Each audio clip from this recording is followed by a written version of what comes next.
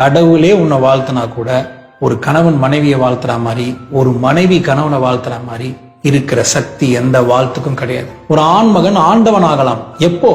தன் பலத்தை வைத்து மற்றோரை அடக்கும் சமயத்தில் அல்ல, தன் பலத்தை வைத்து தன் இல்லத்தை உயர்த்தும் சமயத்தில். நல்லா புரிஞ்சுக்கோங்க. இனிமே நான் சொல்ல போறதுதான் நீங்க நிச்சயம் செய்யக்கூடாத விஷயம். நீ இல்லாம நான் வாழ்ந்துருன்னு சொல்றது பெரிய பாவம். உன் வாழ்க்கை உன் கர்மா தான் நிர்ணயிக்கும். குடும்பத்தோட முதல் ஆணி வேறே உன்னுடைய கணவனோ மனைவியோ தான். அப்ப இதை புரிஞ்சுக்கிறது உச்சகட்ட ஆன்மீக ரகசியம் தான்.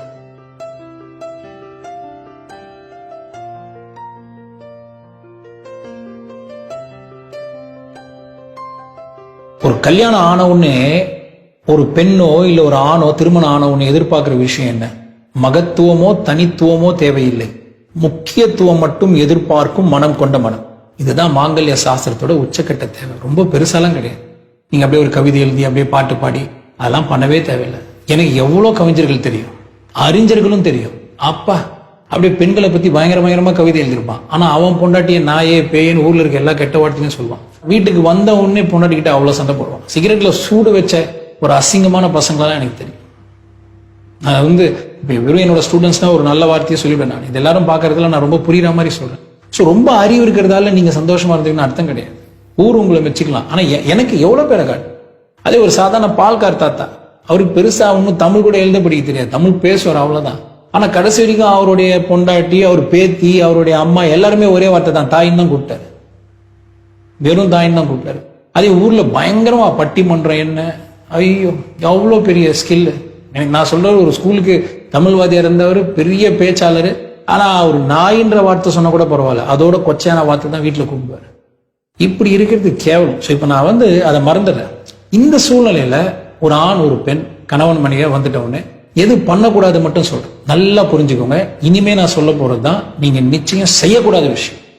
கல்யாணம் ஒன்று ஆகி அதுவும் குழந்தைன்னு ஒன்று பிறந்துருச்சுன்னா ஒரு கோவத்திலேயோ இல்லை ஒரு அவசரத்திலேயோ பாதி வார்த்தை நீங்க பேசுறது சம்பந்தம் இல்லாம தான் பேசுவீங்க. உங்க மூளைக்கும் வாய்க்கும் பாதி நேரம் சம்பந்தமே கிடையாது.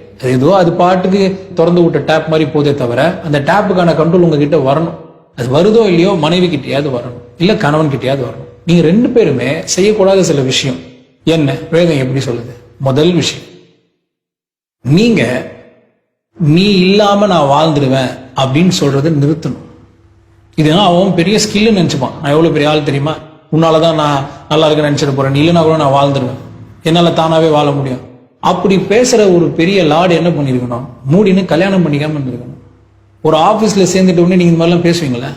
ஒரு வேலையை விட்டு வரணும்னா பேப்பர் போடணும், வேலை கிடைக்கணும்னா அவன் இன்டர்வியூ எடுக்கணும். அங்க அவ்வளவு அமைதியா இருக்க, ஏன்? உனக்கு மாசம் சம்பளம் தரப்போறான். இதுக்கு இவ்வளவு அமைதியா இருக்க நீ உன்னுடைய பரம்பரையே உருவாக்குற இன்னொரு உயிர்கிட்ட இப்படி தெனாவட்டா பேசினா எப்படி இருக்கும்? பாதி பேருக்கு போட்டு தள்ளணும் தான் ஆசை வரும். ஆனா ஏன் முடியாது? பட் போட்டு தள்ளணும் ஆசை வந்துச்சு இல்லையா, அடுத்த நிமிஷம் மறந்துடுவாங்க. அப்போ உங்க மேல வெறுப்பு பர்மனண்டா இருக்காது. அந்த ஒரு நிமிஷம் வெறுப்பு வந்துச்சு இல்லையா, அந்த வெறுப்பு உங்களுக்காக ஃபார்ம் ஆன கர்மா தான். அது உங்களை இந்த ஜென்மத்திலனாலும் எந்த ஜென்மத்திலாவது பாதிக்கும். அதுக்காகவாது இது மாதிரி பேச. நீ இல்லாம நான் வாழ்ந்துருன்னு சொல்றது பெரிய பாவம். நீ இல்லாம வாழ்ற உண்மையில அந்த ஸ்கில் இருக்கலாம், அது சொல்றதுக்கான நேரம் இனிமே கிடையாது. கல்யாணம் ஆயிடுச்சுன்னா அட்லீஸ்ட் ஒரு பொய் சொல்லுங்க, என்ன ஆக போகுது? ஒன்றும் தப்பு கிடையாது. அதான் திருவள்ளுவரே சொல்லி வச்சிருக்காரு, தேவைப்படுறதுல பொய் சொன்னா அது ஒன்றும் பொய் கிடையாது, அதோட பெரிய நன்மையே கிடையாது. ஒய்ஃப் இருக்கும் போதே இன்னும் 2 பேர் கூட உறவு வச்சுன்னு யார் கூடயும் உறவு இல்லைன்னு அந்த மாதிரி பொய் சொல்லலாம். உங்க பொண்டாட்டியை சந்தோஷப்பட்டு ஒரு பொய் சொல்லலாம், நீங்க உங்க புருஷனை சந்தோஷப்பட்டு ஒரு பொய் சொல்லலாம். ஐயா நீ போட்டிருக்க ஷர்ட் நல்லா இருக்கு, நேற்று நீங்க திடீர்னு ஏதோ நீங்க சம்மந்தம் இல்லாம ஒர்க் பண்ணும்போது ஒரு ரொம்ப நாள் கழிச்சு ஒரு பாட்டு பண்ணீங்க, அவ்வளவு நல்லா இருக்கு வாய்ஸ். இருக்கோ இல்லையோ சொல்லலாமே, அதை சொல்றீங்களோ இல்லையோ, முதல்ல என்ன, நீ இல்லாம நான் வாழ்ந்துருவேன்னு சொல்றது பெரிய தப்பு. செகண்ட், நீ இல்லைன்னா நல்லா வாழ்ந்திருப்பேன்னு சொல்றீங்க பாருங்க, அது ரொம்ப கேவலமான தப்பு. இது என்ன மீன் பண்றோம்? நீ இல்லைன்னா நான் நல்லா இருந்திருப்பேன், நீ இருக்கிறதெல்லாம் நல்லா இல்லைன்னு ஏதோ கன்வே பண்ற மாதிரி. சிலர் இன்னும் டைரக்டா போயிட்டு நீ இருந்ததாலதான் நான் நல்லா இல்லை அப்படின்னு சொல்றதோட நிறுத்திக்க மாட்டாங்க. கூட இருக்கிற உங்க கணவன் மனைவி நீங்க அப்ரிஷியேட் பண்ணனா கூட பரவாயில்ல. ஒரு மனைவி கணவனையோ இல்ல கணவன் மனைவியோ அப்ரிஷியேட் பண்ணுங்க, பண்ணாம போங்க. ஆனா உங்களோட இப்ப யாருமே வாழ மாட்டாங்க. வாழாத ஒருத்தங்களை கொண்டு வந்து நான் மட்டும் அவரோட வாழ்ந்திருந்தா, எனக்கு அவரோட கல்யாணம் ஆயிருந்தா, இல்ல நான் மட்டும் அந்த பொண்ணை கல்யாணம் பண்ணியிருந்தா, நான் மட்டும் என்னோட பழைய காதலியை கல்யாணம் பண்ணியிருந்தா என்ன ஆயிருக்கும்? உன் வாழ்க்கை உன் கர்மா தான் நிர்ணயிக்கும். இப்ப நான் பேசும்போது இது சிலதெல்லாம் ரொம்ப சயின்டிபிக்கா லாஜிக்கலா அப்ரோச் பண்ண முடியாது. These are all need, requirement. Effort எடுத்தாவது நீங்க மாத்திக்கணும். அப்ப முதல்ல என்ன, நீ இல்லாம வாழ்ந்துருவேன்னு சொல்றது இது பெரிய கஷ்டத்தை தான் கொடுக்கும். செகண்ட், நீ இருக்கிறதால தான் நான் நல்லா இல்லைன்னு சொல்றது, இது ரொம்ப கேவலம். மூணாவது, நீங்க அவங்களை அப்ரிஷியேட் பண்றீங்களோ இல்லையோ, இல்லாத ஒருத்தங்களை அப்ரிஷியேட் பண்றது, இது ரொம்ப கொடுமையான விஷயம். அதுக்கும் அடுத்து ஏதாவது ஒரு பேரை சொல்லி பிடிக்காதுன்னு தெரிஞ்சா அந்த பேரே சொல்றது. நிக்னேம் வச்சு கூப்பிடுறது வேற, ஆசையா கூப்பிடுறது வேற. ஆனா இரிட்டேட் ஆகிற மாதிரி ஒரு பேரை சொல்லி கூப்பிடுறது, இல்ல உடம்ப குறை சொல்லினே இருக்கு. எல்லாருக்குமே சினிமா ஆக்டர் மாதிரி ஒரு மாடல் மாதிரி இருக்கணும்னு ஆசை. ஆம்பளைக்கும் ஆசை, பொம்பளைங்களுக்கும் ஆசை. இதுல தப்பு கிடையாது. அவங்க எஃபர்ட் எடுத்து தான் அந்த உடம்ப அச்சீவ் பண்றாங்க. அதுக்கான நேரம் உங்களுக்கு இல்ல. உங்களுக்கு இருந்தா நீங்களும் செய்ய போறீங்க. பாருங்க, டைம் இருந்தும் எஃபர்ட் எடுக்காத தருதலைங்களை பத்தி நான் பேசல. ஆனா டைம் இல்ல. மாமனாரை பாத்துக்கணும், மாமியாரை பாத்துக்கணும், 2 பசங்களை பாத்துக்கணும், புருஷனை பாத்துக்கணும், 10வது உங்க தங்கச்சியை பாத்துக்கணும். இவ்வளவும் செஞ்சு உடம்பையும் பார்த்துன்னு ஓரளவு ஃபிட்டா இருக்காங்க பாத்தீங்களா? அப்புறம் என்ன, நான் மத்தவங்கள மாதிரி ஓகே அகம்தான் உள்ள அழகு, வெளியே நீங்க வெளியும் அழகா இருக்கலாமே, தப்பு இல்லையே. அதுக்கான மினிமம் எஃபர்ட் எடுத்துக்கோங்க. ஆனா நீங்க உங்க மைண்ட்ல ஒண்ணு வச்சிருப்பீங்க, எனக்கான பொண்ணு இப்படிதான் இருக்கணும்னு, உருவத்துல எனக்கான ஆண் இப்படிதான் இருக்கணும்னு. அது அச்சீவ் ஆகலன்னா என்ன தப்பு? அதுக்கான நேரம் இல்லாதாலதான் அப்படி இருக்காங்க. அதனால அழகு ரொம்ப முக்கியம், ஒத்துக்கிறேன். ஆனா அதோட ஆரோக்கியம் ரொம்ப அவசியம். அது அவங்க ஆரோக்கியமா இருக்காங்களான்னு பாருங்க. அதை விட்டுட்டு இந்த பாடி ஷேமிங் பண்றது, பேர் வச்சு சொல்றது பெரிய தப்பு. ஐயா இதெல்லாம் ஆன்மீகமான்னு கேட்டா, ஆன்மீகம்னா என்ன கன்றாவே நினைச்சுருக்கீங்க? எருமாட்டுக்கும் பசுமாட்டுக்கும் கழுதைக்கும் வவ்வாலுக்குமா? ஆன்மீகன்றது கண்டிப்பா மிருகத்துக்கு கிடையாது, மனுஷனுக்கு மட்டும்தான். அப்ப மனுஷனுக்கு மட்டும் வரும்போது மனுஷனுக்கு மட்டும்தான் இந்த குடும்பமே. அந்த குடும்பத்தோட முதல் ஆணி வேறே உன்னுடைய கணவனோ மனைவியோ தான். அப்ப இதை புரிஞ்சுக்கிறது உச்சகட்ட ஆன்மீக ரகசியம் தான். ரொம்ப ஆழமா புரிஞ்சுக்கோங்க. ஒரு ஆண்மகன் ஆண்டவன் ஆகலாம் எப்போ? தன் பலத்தை வைத்து மற்றோரை அடக்கும் சமயத்தில் அல்ல, தன் பலத்தை வைத்து தன் இல்லத்தை உயர்த்தும் சமயத்தில். தன் பலத்தை வைத்து மற்றோரை அடக்கும் சமயத்தில் கிடையாது, தன் பலத்தை வைத்து தன் குடும்பத்தை உயர்த்தும் சமயத்தில் ஆண்மகன் ஆண்டவன் ஆகும். அப்போ ஒரு ஆணுமே நீங்க பெரிய கம்பெனில வேலை செய்யணும், ஊர்லயே பெரிய ஆளா இருக்கணும், மினிஸ்டரா இருக்கணும், ஒரு பெரிய செலிபிரிட்டியா இருக்கணும், கோடீஸ்வரனா இருக்கணும் அவசியம் இல்ல. அதுக்கு நீங்க அப்பெல்லாம் இருக்கக்கூடாதுன்னு சொல்ல, இருங்க. அதோட முக்கியம், வீட்டுல உனக்கு பலம் இருந்துச்சுன்னா, இல்ல உனக்கான இப்ப கெப்பாசிட்டி இருந்துச்சுன்னா கண்ட்ரோல் பண்ண ட்ரை பண்ணாத. அதுக்கு பதிலாக உன் ஒய்ஃபோட ஒரு காம்ப்ளிமெண்ட் பண்ணி வாழ ஆரம்பி. இத பண்ணனா ஒரு ஆண்மகன் ஆண்டவன் ஆகலாம். முடிச்சு அப்படி பண்ணலனா என்ன ஆகும்? எழுதி வச்சுக்கோங்க, கர்மா படிதான் உன் வாழ்க்கை மாறும். உனக்காக ஒருத்தங்க உன்னை வெறுக்கிற மாதிரி உள்ள பதிவாயிட்டே இருக்கு. அது உங்க சொந்த மனைவி உங்களை எப்பெல்லாம் வெறுக்கிறாங்களோ அது உங்க கர்ம பதிவா போகும். உனக்கு ஒரு நேரம் வரும்டா, என்னோட அருமை புரியண்டா, நான் எல்லாம் நீ கஷ்டப்படுடா. மேபி இந்த ஜென்மத்திலையும் கஷ்டப்பட வேண்டிய அவசியம் இல்லாம இருக்கலாம், இல்ல இந்த ஜென்மத்திலேயே வந்தாலும் வரலாம். ஆனா என்னைக்காவது ஏதாவது ஒரு ஜென்மத்துல அது நடந்தே தீரும். அப்படி இது வரைக்கும் நீ சேர்த்து வச்ச கர்மாலாம் ஒளிஞ்சு போனோம்னா, டெய்லியும் உன் மனைவியை பிளஸ் பண்ண ஆரம்பி. நீங்க உங்க புருஷனை பிளஸ் பண்ண ஆரம்பிங்க.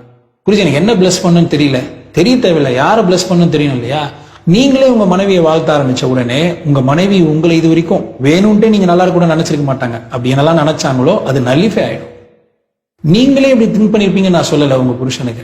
மேபி உங்க புருஷனுக்கு நீங்க எவ்வளவு கெட்டது நினைச்சிருந்தாலும் அதுவும் உங்களால நல்லிஃபை ஆயிடும். ஒருத்தருக்கு ஒருத்தர் மாத்தி மாத்தி இந்த மாதிரி பரஸ்பரமா ஹெல்ப் பண்ணிக்கோங்க. பிளஸிங்ல ஸ்டார்ட் பண்ணுங்க. பிசிக்கலா நான் எதுவுமே கொடுக்க சொல்லலையே, நான் பிசிக்கலா இது டெய்லியும் பண்ணுங்க. ஏன்னா நீங்க சொத்து எவ்வளவுதான் கோடி கோடியா சேர்த்து வச்சாலும் that is perishable, that is impermanent.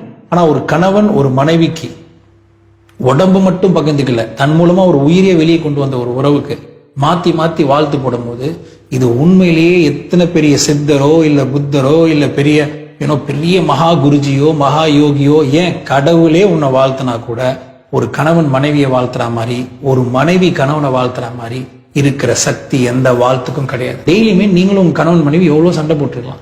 Night படுக்கிறதுக்கு முன்னாடி 2 பேரும் ஒன்னா உட்காந்து ரொம்ப சிம்பிளா, ஐயா நம்ம இன்னைக்கு என்ன சண்டை போட்டோம் நமக்கு தெரியல, ஆனா சண்டை போட நம்ம நோக்கம் கிடையாது, நல்லா இருக்கணும்னு ஆசைப்படுறேன், நீ நல்லா இருக்கணும்னு ஆசைப்படுற, முடியலையே, காசு இல்லையே, மனசுல குழப்பம் வருதே, வரப்போற எதிர்காலத்தை ஃபேஸ் பண்ணுவோம்னு ஒரு சந்தேகம் இருக்கே, ஒரு பயம் இருக்கே, அதெல்லாம் உங்ககிட்ட வெளிப்படுத்தினேன். ஆனா எனக்கு உன் கூட தான் சந்தோஷமா இருக்கணும்னு ஆசை, நம்ம குடும்பம் நல்லா இருக்கணும்னு தான் என் ஆசை. மாத்தி மாத்தி சொல்லுங்க. அப்பவே அது அப்படியே வேனிஷ் ஆயிடும், வேப்பர் மாதிரி போயிடும். அங்க ஒரு ஸ்ட்ரென்த் வரும் பாரு. அது நீ இந்த கடவுளை தரிசனம் பண்றது, இந்த கடவுளை உணர்றது, அதெல்லாம் சும்மா, ஆக்சுவலா சும்மா. அதுக்கு மீறி ஒரு போதை வரும். ஒரு கணவனும் மனைவியும் ஒருத்தர் ஒருத்தர் விரும்புறோம், அந்த உடம்புக்குள்ள இருக்க ஆத்மாவை மதிக்கிறோம் அப்படின்னு உணர்ந்து வாழும் போது அதுல ஒரு பெரிய அது ஒரு போதை வரும். அதை நீ உணர்ந்து பாரு, நீயே அதுக்கு அடிக்ட் ஆயிடுவ. எனக்காக செய்யுங்க, சத்தியமா செய்யுங்க. இது எல்லாத்தையும் மீறி குடும்ப எதிர்க்க சண்டை போடாதீங்க. இது நான் சொன்ன அவசியம் இல்லை, உங்களுக்கே தெரிஞ்சிருக்கும். ஆனா செய்யறோமே. பசங்களுக்கு தெரியாதுன்னு நினைச்சு ஸ்மார்ட்டா சண்டை போடுறவங்களும் எனக்கு தெரியும். நீங்க உங்க குழந்தைங்களுக்கு எதெல்லாம் தெரியாதுன்னு நினைக்கிறீங்களோ அது எல்லாமே தெரியும். அதனால உங்க குழந்தைங்களுக்கு உங்களை பத்தி எது தெரியுதோ இல்லையோ, நீங்க சண்டை போடுற விஷயம் அவங்களுக்கு தெரியாமையாவது வச்சுக்கோங்க. உடனே இதுல என்னால பண்ண முடியாது குருஜி அப்படின்னா, உன் குழந்தைக்காக தான் நீ இவ்வளவு கஷ்டப்படுற. நாளைக்கு அது வளர்ந்துச்சுன்னா இதெல்லாம் ஒரு ரெஃபரன்ஸா வரும். நடந்தது அந்த குழந்தைக்கு 5 வயசுல இருக்கலாம், ஆனா 50 வயசுல அதை நினைச்சு பார்க்கும்போது கஷ்டப்படலாம். அந்த கஷ்டத்துக்கு நம்ம காரணமா இருக்க வேணாயா. நீங்க எல்லாரும் இஷ்டப்பட்ட வாழ்க்கையை வாழலாம், சத்தியமா வாழலாம். அதுக்குதான் வந்திருக்கும். கடவுள் உடம்ப கொடுத்துருக்கான், கடவுளையே உணரக்கூடிய அறிவும் கொடுத்துருக்கான். உன்னால எது சாதிக்க முடியாதுன்னு நினைக்கிறேன், சத்தியமா சாதிக்க முடியும். நம்மளே நமக்கு தடங்களா இருக்க வேணாம். நினைச்சதை எல்லாம் சாதிக்கிறோம், சாதிக்க தான் போறோம். அதுக்கான அச்சாரம் தான் இந்த குடும்பமே. இதுக்கும் எங்களுக்கு புரியாது குருஜி, நாங்கெல்லாம் தத்தி மரம் மண்டையாயிட்டோம், சொர்ண கிட்ட ஜென்மம் ஆயிட்டோம் அப்படின்னா இந்த விஷயம் சத்தியமா புரியணும். நீங்க செத்துட்ட அப்புறம் இந்த ஊரே ரெஸ்ட் இன் பீஸ்ன்னு சொன்னாலும், ஆனா நீங்க வாழும் போது ஏன் பீஸ்ஃபுல்லா இருக்க கூடாதா? நான் அதுக்குன்னு வாழும் போது ரெஸ்ட் இன் பீஸ்ன்னு சொல்ல வரல. இறந்துட்ட அப்புறம் உங்களுக்கு யார் ரெஸ்ட் இன் பீஸ் சொல்றான்னு உங்களுக்கு தெரியவும் போறது இல்ல. நீங்க ரெஸ்ட் இன் பீஸ்ன்றது உங்களுக்கு கேட்கவும் போறது இல்ல. இன்னொன்னு, நீங்க பீஸ்ஃபுல்லா இருப்பீங்களா இருக்க மாட்டீங்களான்னு எத்தனை பேர் சொன்னாலும் உங்களுக்கும் தெரிய போறது இல்ல. ஆனா வாழும் போது பீஸ்ஃபுல்லா இருக்க முடியாதா? சோ வாழும் போதே ரெஸ்ட் இன் பீஸ் சொல்லுங்கன்னு சொல்லல. வாழும் போது டுகெதர் as a family. நான் சொன்னதெல்லாம் உங்களுக்கு புரிஞ்சிச்சுன்னா, mark my word, you will rise in peace. Nobody can stop it and no one can stop it. நீங்க செத்துட்ட அப்புறம் ரெஸ்ட் இன் பீஸ் உங்களுக்கு எவனா சொல்லுவானா சொல்ல மாட்டானா எனக்கு கவலை கிடையாது. பட் நீங்க வாழும் போது சந்தோஷமா வாழணும்னா இந்த விஷயம் புரியணும். கணவன் மனைவி எவ்வளவு ஒரு பெரிய உங்களுடைய பலன் உங்களுக்கு புரியணும். புரிஞ்சிருச்சுன்னா you will rise in peace. அகம் பிரம்மாஸ்மி.